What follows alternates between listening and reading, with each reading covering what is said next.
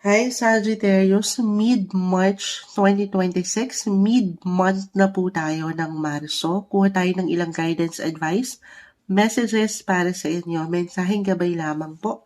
Sagittarius energy, ano nga asahan nyo ngayong mid-month of March 2026 para sa mga tao na pwedeng makapakinig nito, guidance po para sa kanila. Message, Sagittarius, mid-March 2026, anong aasahan, anong parating sa inyong guidance po para sa kanila?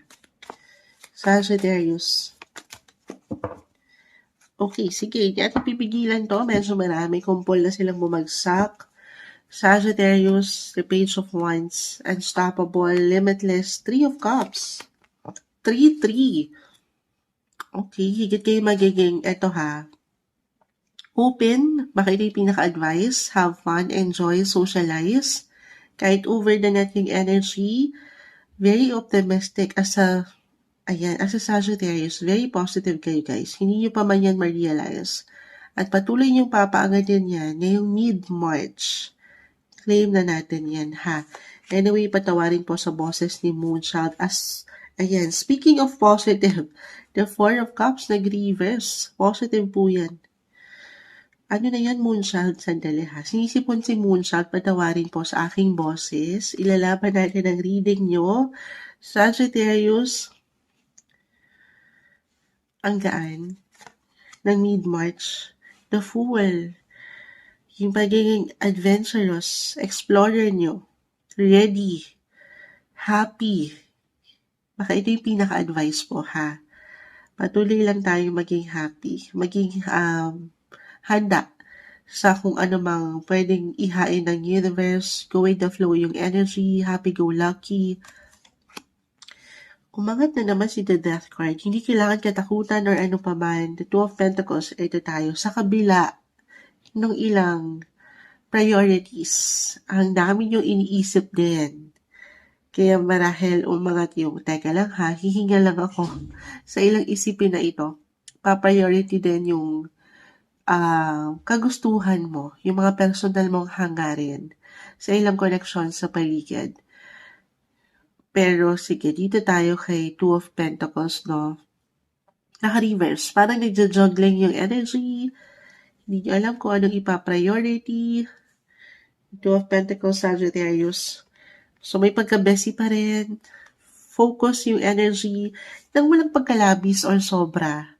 Tama ba? Labis, sobra, or kulang. Ayan. Balance is the key, guys. Hindi madali. Pero kita niyo dito si Three of Pentacles, Three of Cups. Three of Pentacles connected dito sa work. Sa ilang partnership, collaborations nyo, at work, okay, ilang priorities, focus, seryoso. But at the same time, andito yung enerhiya na makapag-connecta. Ayan. Compromise sa inyong mga relasyon, friendship, circle. Ganun yung energy, kumbaga, balance po. Nang hindi ka lang masyadong seryoso, pero nag-i-enjoy ka rin. Alam mo yun. The Two of Pentacles kasi, lalo pa, kung parang ang hirap pang hawakan ng mga situation. Busy eh. Okay. At ito po connected sa family, sa money, sa work, andito na lahat. Hindi mo alam kung anong uunahin. So, hinga sa inyong mga paraan, maybe kahit over the net ito, connect, communicate, iba pa rin eh. Malaking bagay. I feel na ganun. Na meron kang nasasabihan ng mga pinagdadaanan mo. Of course, someone na malapit sa'yo, mapagkakatiwalaan. Okay? The Death card, hindi kailangan katakutan, ano pa man. Actually, katabi-katabi niya yung na-mention ko, anything na pina-priority niyo sa family, meron bang, kasi ngayon nag-highlight po ang family sector niyo. Nasa Pisces season tayo. Meron bang paglilipat? Meron ba kayong gustong tapusin, ayusin? Sa mas practical to ha, it can be connected sa inyong mga physical home if ever may movement pa. Guys, sa Death card, isang indication na may ilang transitions, changes, yes, at sasabay kayo dito, or Nine of Cups, the Fool, may movement, may travel, mayroong maglilipat. or meron kayong hinahanap. Could be, sabi ko nga, halimbawa, hinahanap na bagong bahay, bagong lugar, or meron na kayong bibilhin na mas malaking bahay. Wow. Claim na natin yan. Kasi this is about your hopes, your dreams, the 9 of Cups. Yung minamanifest nyo. Yes, yung ilang wishful thinking nyo. Na hindi po imposible, mid-March tayo na may isa katuparan po ng isang Sagittarius. Yes. Kahit sa ano lang to guys, kahit sa simpleng pagdideclutter, pag-aayos, pagkukumpuni ng ilang kagamitan na alam nyo hindi na nagsaserve ng purpose sa inyong buhay sa bahay. Kung magiging practical tayo ha. Yes, merong ganon. Or pipili na kayo ng mga para bang you're out with the old and in with the new. Alisin na yung mga luma, bibili na kayo ng mga bagong kasangkapan. Mga bagong baso. The 9 of Cups, kita nyo. Yung mga sosyaling baso. Tapos yung mga prutas, aangat po ang kasapatan na ang ganda. May mga bago, pagbabago. If ever, anything connected, home, family, or property, if ever nandito kayo sa real estate, may ilang ganap dyan, may maganda pong possibility. Yes, positive po along with your other cards. Or kung ito ay pagdating sa inyong mga emotions, kasi napag-usapan na natin, 4th house of your home, family, yung security, or emotional security, maring merong matapos na sa point na yan, if ever, merong healing akong nakikita, recovery, I feel, I'm getting a message na merong masasolve, may balita, impormasyon na pwedeng umangat for some of you na out of the blue, it can be unexpected na ito pala yun. Ito yung mga katanungan nyo na in a way, pwedeng umangat ngayong mid-March. Kumbaga, may kasagutan. Ganito pala yun. Ito pala yung part niya.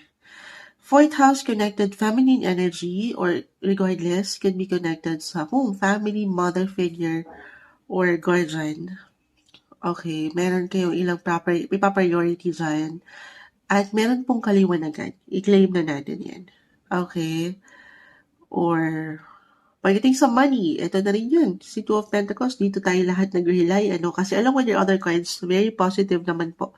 Happy, may travel pa rin. It doesn't matter kung ito ay long or short distance travel, connection, socialize, ayan, connect. Natural yan sa inyo, very flexible sign kayo, Sagittarius. Pero dito tayo sa medyo nagbibigay diin sa ilang priorities nyo, marahil, sabi ko nga, money, family, work. So parang non-stop yung mga ganapan, unstoppable. Pagdating sa money, na-mention ko, no, kita nyo, overflowing. Na-overwhelm si Moonchild. Okay. Kasi right now, yung mga planet ruler nyo, Sagittarius, si Jupiter, currently still nasa inyong mga 8th house. Money. So, merong ganap dyan, merong papasok. Merong enerhiya, papasok na pera na pwede nyo magamit if ever, kung magiging practical ako, sa ilang gastusin nyo sa tahanan. Okay? Kung meron kayong, dito nga, makakabili na kayo ng bagong bahay, bagong kasangkapan. Kasi merong papasok na enerhiya po mula sa ibang tao. Could be connected sa family rin. For some of you. Okay, ganun yung message. Or, it could be pagdating sa trabaho. Yung mga commission, bonus, or pagdating sa mga credit cards nyo, sa bangko, sa loans, dyan po yun pumapasok na sa 8th house. Maaring kailangan ko lang mabanggit yon para sa ilan. At dito magtatapos na the death card. Yung ilang pagkakautang or kailangan bayaran or kailangan matugunan yung ilang responsibilities, obligations. Ganun yung energy. Napakalawak po. Yes. Oo.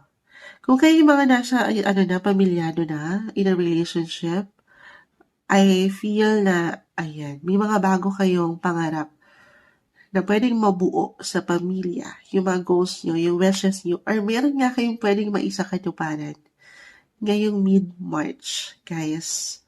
At dito merong celebration, kaya umangat siguro, positive, happy, deserve nyo to ha. Focus lang, patuloy kayong maniwala sa mga bagong simula. Nagbibigay din po yan dito pagdating sa inyong mga baraha. Para sa inyo, mensaheng gabay lamang po, mid-March of 2026, Sagittarius.